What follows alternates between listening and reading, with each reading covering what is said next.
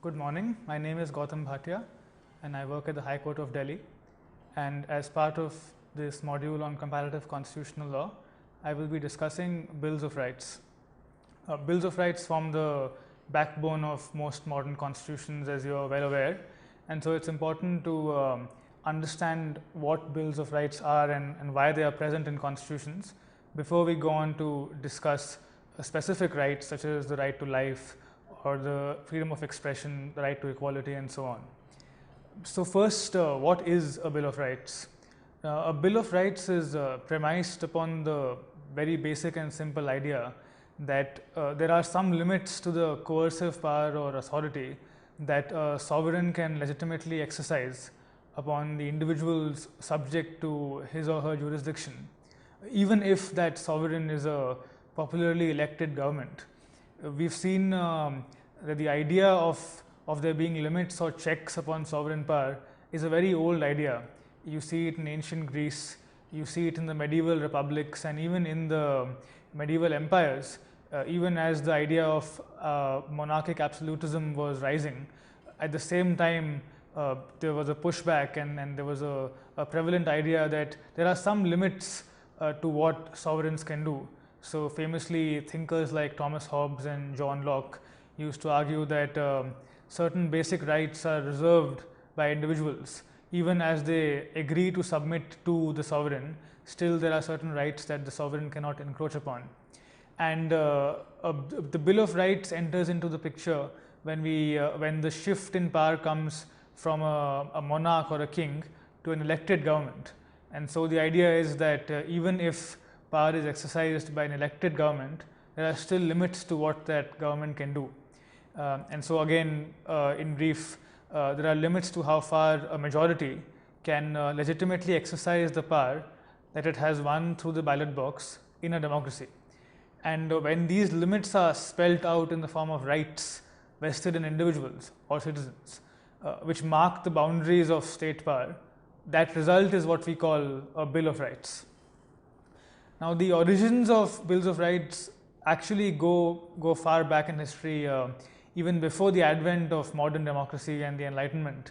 The first variant of a Bill of Rights that we can identify as such is as old as the 13th century, when King John of England was compelled by his barons to sign the Magna Carta, which means the Great Charter. The Magna Carta was a document that circumscribed the boundaries within which the king could act.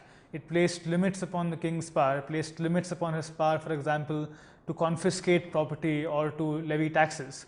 Now, because the Magna Carta was an agreement between King John and his lords and barons, the people as such did not have many rights that were vested by that document.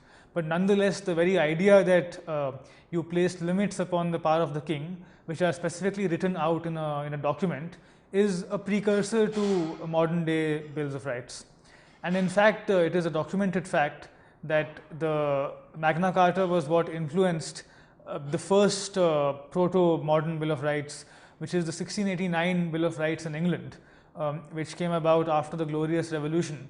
And when the monarchy was restored, after that, there was again the limits on the monarchy's power were spelled out in a Bill of Rights, and this Bill of Rights actually, for the first time, codifies some of the individual rights that we are very familiar with today.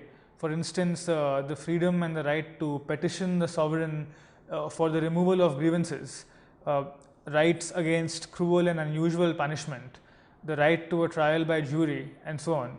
So we see it is in 1689 that for the first time a Bill of Rights assumes something like the modern forms that we are familiar with today. As far as that goes, in England there weren't too many developments after that, and it is in the United States that a Bill of Rights first appears in its very familiar form, that is within a written constitution. The idea of a Bill of Rights as placing a check upon the actions of a strong centralized authority was at the forefront of the minds of the framers of the American Constitution. You may recall that the United States was created out of a revolution against the sovereign power in England, Originally, there were 13 colonies, and these 13 colonies rebelled against the King of England and declared independence. And afterwards, there was a debate within the representatives of the 13 colonies about bringing them together into one country, which would be governed by a central constitution. And the debate was between the Federalists and the Anti-Federalists. The Federalists wanted a central power which would make the United States stronger as a whole, whereas the Anti-Federalists were very nervous and worried about the consequences that a strong central power would have upon the rights of individuals. And so the Anti-Federalists made it a condition of agreeing to the Federation that the final constitution would contain a Bill of Rights. And that is how the American Bill of Rights emerged. And you will notice that the American Bill of Rights appears as a set of amendments to the original constitutional text. That is because of the debate between the Federalists and the Anti-Federalists. Now, among other things, the American Bill of Rights guarantees to its citizens various rights that are very familiar today. For example, the freedom of speech and expression, the freedom of religion, the right to bear arms, the freedom from unreasonable searches and seizures, the right against self-incrimination, the right to a jury trial, and so on. And you will notice that many of these rights are actually found within the Indian Constitution as well. So free speech, freedom of religion and conscience, and the right to life and personal liberty are all found in the Indian Constitution, and indeed in most of the constitutions around the world, which only goes to show the formative influence upon modern constitutions and bills of rights that the American experience had. So, and then this is why often we see courts all over the world, including India, referring to American constitutional precedent to better understand the issues that arise when interpreting bills of rights and the scope and limitations of specific rights placed within bills of rights. Now, of course, a Bill of Rights does have all these nicely worded rights against the government, but of course, if there is no power to enforce those rights, then those rights don't have much meaning. In fact, interestingly, when the American debate was happening between the Federalists and the Anti-Federalists, James Madison, who was a prominent Federalist and one of the acclaimed founding fathers of the American Constitution, was very hesitant about including a Bill of Rights, not because he wasn't in love with the idea, but because he simply couldn't understand what the point would be of these rights, which were anyway would be left to the government to adhere to if they wanted to or not. And James Madison famously called bills of rights parchment barriers. He thought that they would not play any constructive role in actually limiting government power, because of course the power ultimately would stem from elections and from the people, and a Bill of Rights would just be a piece of paper that would limit those powers. And that worry was famously put to bed in an American case called Marbury versus Madison, which went up to the Supreme Court. And in Marbury versus Madison, Chief Justice Marshall, one of the most famous constitutional judges of all time, held that the Supreme Court was tasked with interpreting and expounding upon the Constitution. Insofar as the government overstepped its limits, it was the court that had the power and the authority to hold its actions unconstitutional and therefore void and without any legal force. Now, this was a landmark advancement. We now think of a Supreme Court adjudicating upon legislation and holding it unconstitutional as something very standard and very run-of-the-mill. But that hasn't always been the case.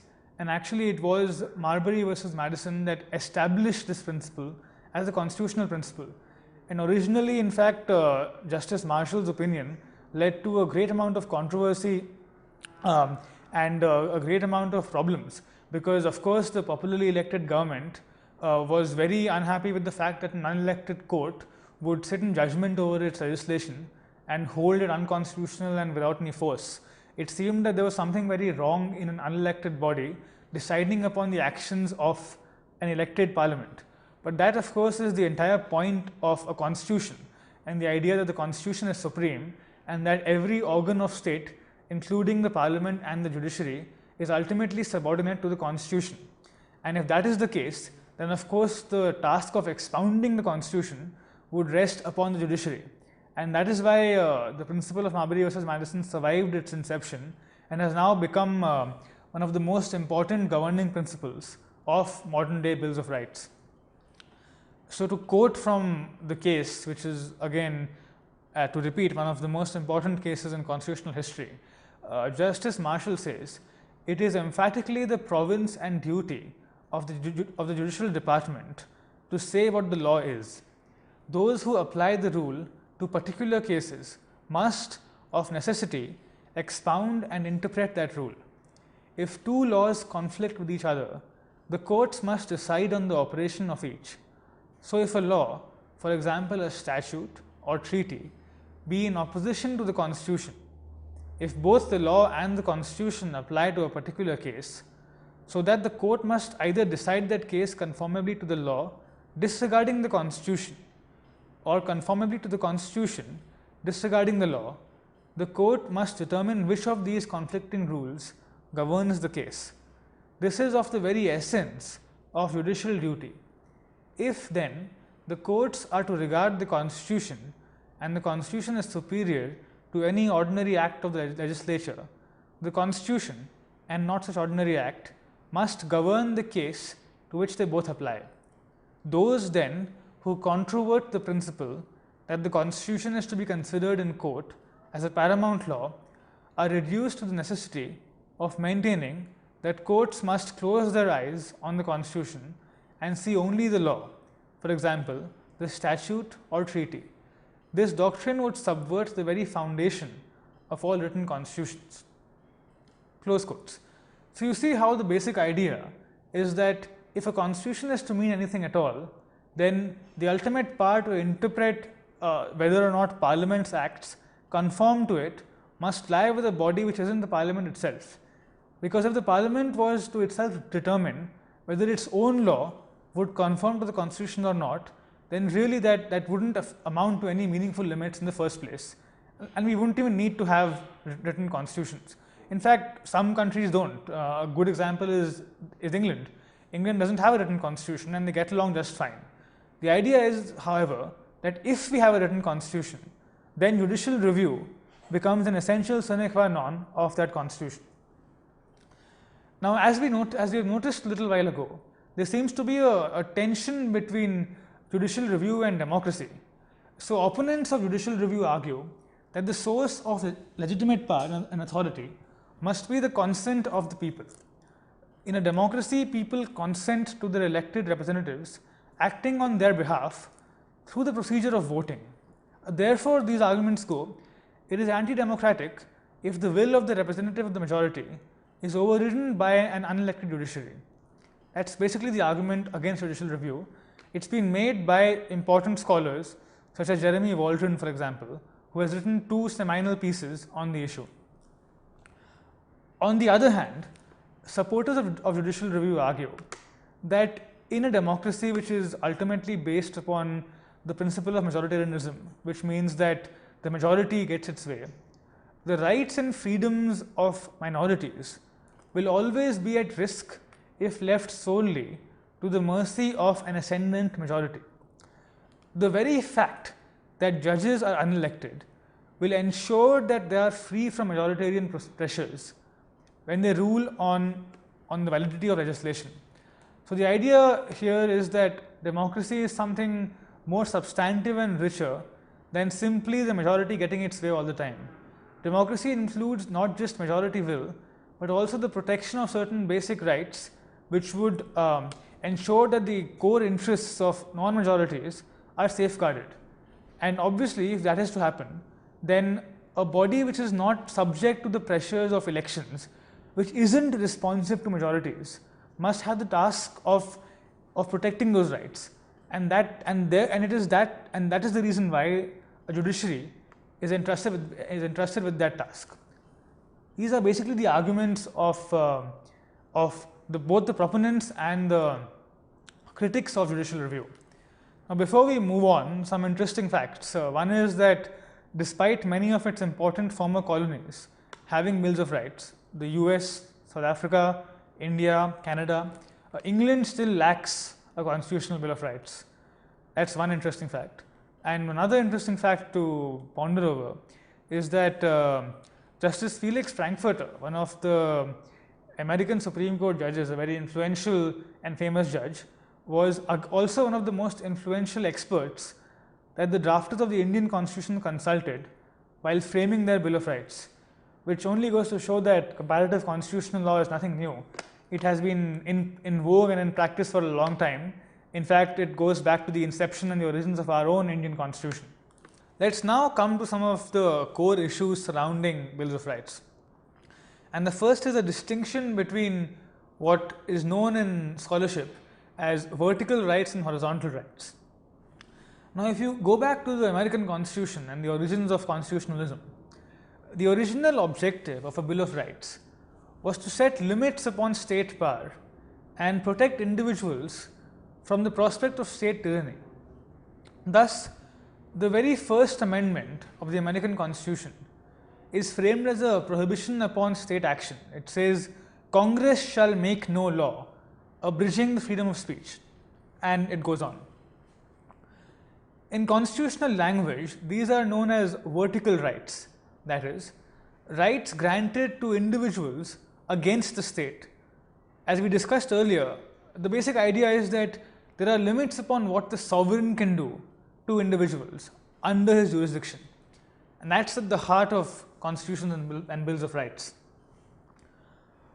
On the other hand, in the 20th century, decolonization and other liberation struggles often involved combating not just a foreign or oppressive power, but inequalities and injustices within society. In India, for example, as we are all aware, the caste system and untouchability was a major social blight during the colonial period and before and after. And this was a problem that wasn't connected to the British colonial state infringing upon people's rights. This was a problem which was connected to certain segments of society oppressing others.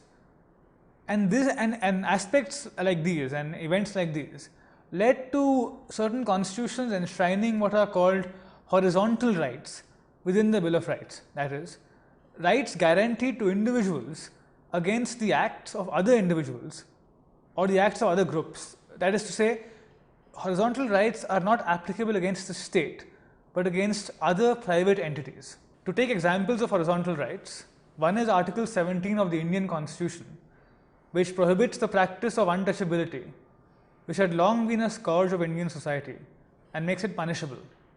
Similarly, Article 15 Clause 2 directly attacks the caste system and other pernicious practices of social boycott that were prevalent in the Indian society by requiring that no citizen shall be denied access to shops, public restaurants, hotels, and places of public entertainment only on the grounds of religion, race, caste, sex, or place of birth. And as you can obviously see, the idea behind this is to prevent various practices of social boycott and the caste system that were implemented by individuals and groups against other groups and did not involve the state infringing upon individual liberty. And India is not the only constitution that has horizontal rights. Section 8 Clause 2 of the South African Constitution provides that the provisions of the Bill of Rights will bind a natural or juristic person if that would be applicable, taking into account the nature of the rights and duties it imposes. So unlike the Indian Constitution that has specific horizontal rights, South Africa's Bill of Rights makes it clear that all its individual rights could be applicable horizontally depending upon context. And this is a major advance. It marks the wheel coming full circle from the original American Constitution, which only envisages vertical rights, to South African, which is a very recent constitution, 1994, which envisages all rights potentially being applicable horizontally. While the text of the constitution does say that, the South African Constitutional Court judges have nonetheless been a little hesitant about using it that way. So what they've done more often is something that in scholarship is called indirect horizontal application, which means that instead of directly requiring individual parties to abide by the substantive provisions of the Bill of Rights, the court will interpret existing common law or existing private law in a way that brings it into conformity with the Bill of Rights. sometimes the court will go so far as to strike down or substantially modify common law rules in order to achieve its goal. One interesting example of this is the South African case of Khumalo versus Holomisa, which is sometimes considered to be a horizontal application case. In that case, the court held that the common law of defamation would have to be brought into conformity with the constitutionally guaranteed right of freedom of speech and expression. Now, as we know, the common law of defamation has certain aspects which broadly are called strict liability aspects, which means that if you make a defamatory statement which you can't prove to be true or certain other defenses, then and if that statement lowers the reputation of the target subject of the statement in society, then you are liable for defamation, and it is no defense to say that you took due care in making that statement. And this of course would mean that, especially in the context of the press and newspapers, that it's possible to use the law as a tool to silence speech by chilling newspapers into silence. And recognizing that aspect, South African courts have held that therefore defamation law must be changed and modified so as to ensure that it's compatible with free speech and expression. And they've done so by, for example, modifying strict liability rules and introducing requirements of reasonableness, which the prosecution must prove, or the plaintiff, must prove before a claim for damages is sustained. Similarly, the German court does not treat its Bill of Rights, which are embodied in its what's called its basic law, which is its constitution, simply as entitlements of individuals against the state, but also as embodying what they call an objective order of values, which the court must keep in mind while interpreting legislation. And that's another aspect in which you can see in which horizontal rights are applied indirectly between individual parties. Furthermore, there are also aspects where constitutions do not specifically mention horizontal rights, but courts read in horizontal rights into the constitution in an implied way. And one important jurisdiction that has done it is India. India has developed a judicially created set of horizontally enforced rights. The most important of these rights is the right to privacy, which the court has read into Article 21's guarantee of life and personal liberty. In the 70s and 80s, the court held that there existed a constitutional right to privacy implicit in Article 21 against state surveillance of the individual. But in the 90s and into the last decade, through a series of cases such as Mr. X versus Hospital Z and Rajagopal versus State of Tamil Nadu, the court has held that the constitutional right of privacy applies to the relationship between private parties as well. In Rajagopal, for instance, the court injuncted the publication of a supposed autobiography of a notorious incarcerated criminal on the ground that such publication, without his consent, would violate his right to privacy. In adjudicating these cases, the courts have broadly followed a proportionality test. They have attempted to balance the public interest, if any, in the disclosure against the claimant's right to privacy. Now, that is as far as the controversy over horizontal and vertical rights goes. Our next topic is what we broadly call rights and obligations, and here it's closely connected with the idea of horizontal and vertical rights. Again, recall that classically, rights in a Bill of Rights are enforced against the state. That begs the question, what is the state? And specifically, more in recent times, with the retreat of the welfare state in many jurisdictions and the control over functions that originally vested in the state passing into private hands, the understanding of what a state is and what it is supposed to do is constantly changing. Consequently, it is arguable that instead of understanding bills of rights as guaranteeing individual protection against exercise of power by the state, they should be construed as guaranteeing protection against state-like power, even if the entity exercising that power is private. For example, we think of the police force or prisons as being classically maintained by the state.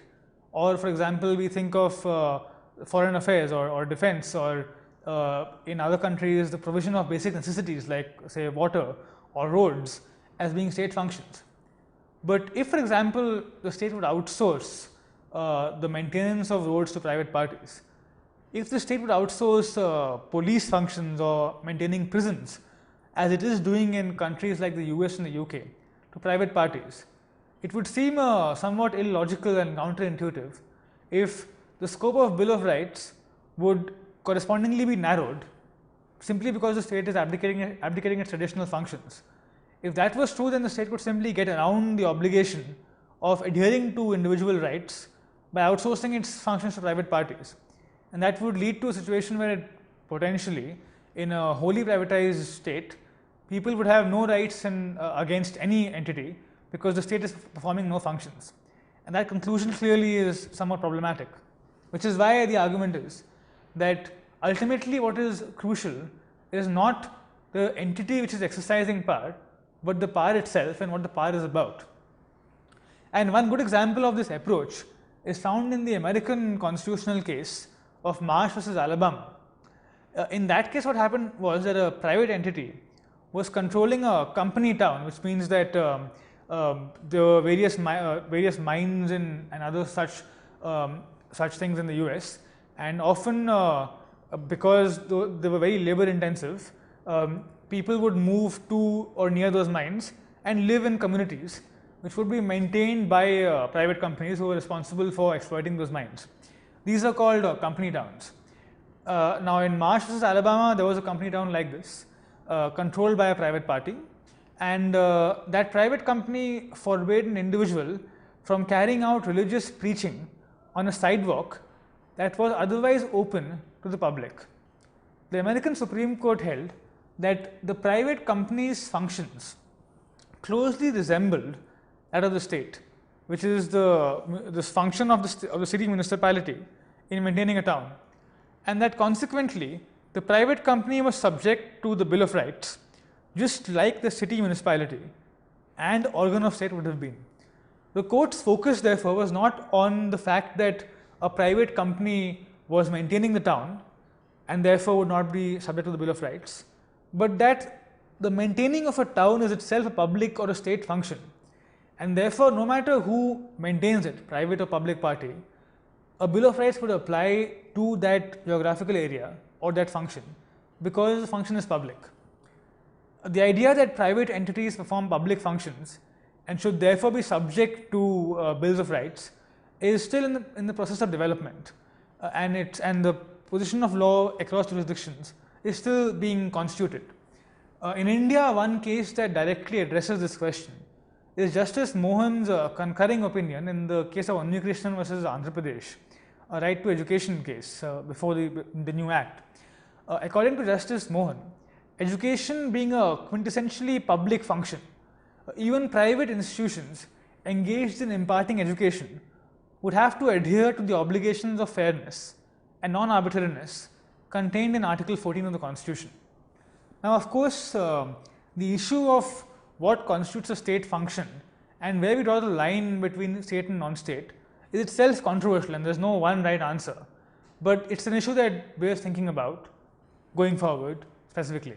The next distinction that constitutions and bills of rights draw is between what are known as civil, political, and socio-economic rights.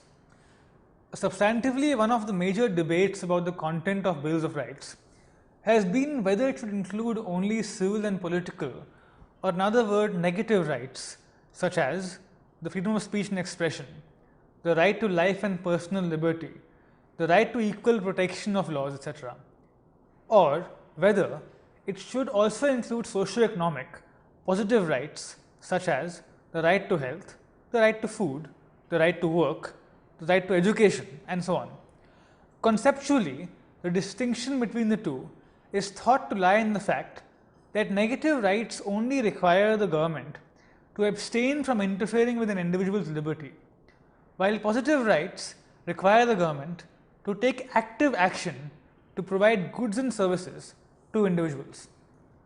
Closely linked with this idea is the idea that the implementation of positive rights require the government to take decisions about policy and budgetary allocation, which a court is ill-equipped to adjudicate upon, since such decisions require a kind of economic and financial balancing that lies within the competence and legitimacy of the government. This distinction, however, has been criticized as being incoherent. It is argued that so-called negative rights involve as much governmental action as positive rights. The right to property, for instance, is meaningless without an institutional system that involves a police force to prevent trespassing and a legal structure to punish it when it does happen. Similarly, the right to vote, a negative right, is meaningless without a system of voting, a system of electronic voting machines or manual voting machines, police guarding voting booths, poll officials and so on, each of which requires budgetary allocation, finance and money, and that therefore that distinction is somewhat incoherent. It's also been argued that positive rights are inherently vague and open-ended and therefore only fit for resolution through the political process. This objection, however, fails for reasons of under-inclusiveness and over-inclusiveness. Public interest limitations on negative rights found in constitutions all over the world, including the Indian, are as open-ended as positive rights. On the other hand, the UNESCR's General Comment 12 on the right to food is the very model of clarity and precision in its definition of the right. It states, "The availability of food in a quantity and quality sufficient to satisfy the dietary needs of individuals, free from adverse circumstances and substances, and acceptable within a given culture." Now, at the time of the framing of the Indian Constitution, civil, political and socio-economic rights were distinguished sharply.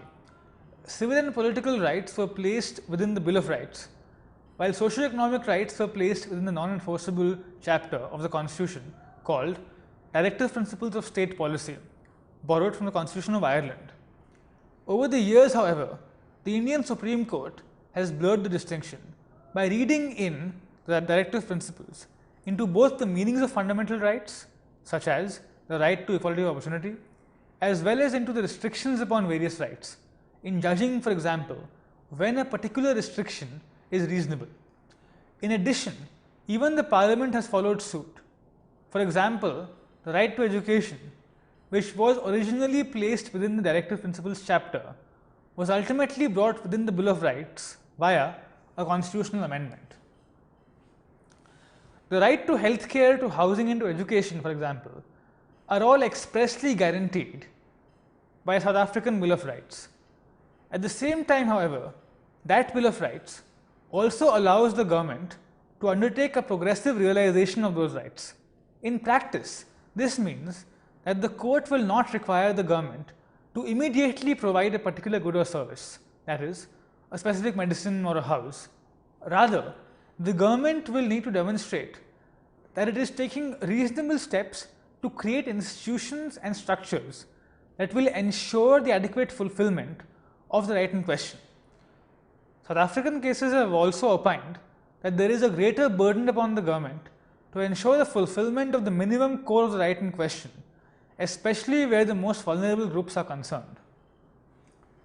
For example, in the case of root boom, the court held, the government measures must establish a coherent public housing program directed towards the progressive realization of the rights of access to adequate housing within the state's available means. The program must be capable of facilitating the realization of that right. The precise contours and content of the measures to be adopted are primarily a matter for the legislature and the executive. They must, however, ensure that the measures that they adopt are reasonable. In any challenge based on Section 26, in which it is argued that the state has failed to meet the obligations imposed upon it by Section 26(2), the question will be whether the legislative and other measures taken by the state are reasonable. A court considering reasonableness will not inquire whether other more desirable or favorable measures could have been adopted or whether public money could have been better spent. The question would be whether the measures that have been adopted are reasonable.